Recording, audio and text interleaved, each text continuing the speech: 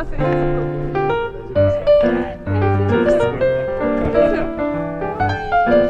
すごい懐っこいですね。すごい力が強い。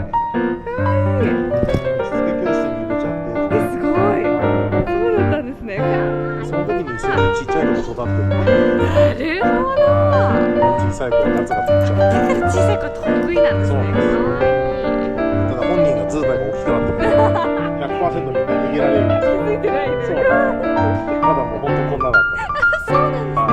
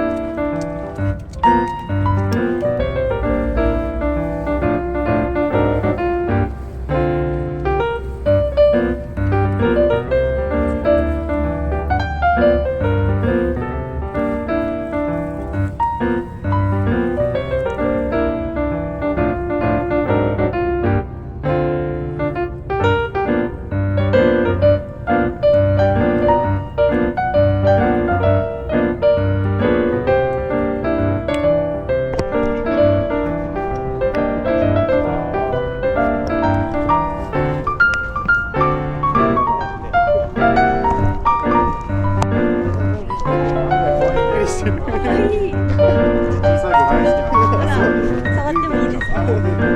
つけた。しつけ教室の時にちっちゃい子と一緒に育ってるんで。あ、そうなんです。ちっちゃい子が大好きなんです。近づかれたら方はもう。かわいい。そうだね。ちょっといいですね。ありがとうございます。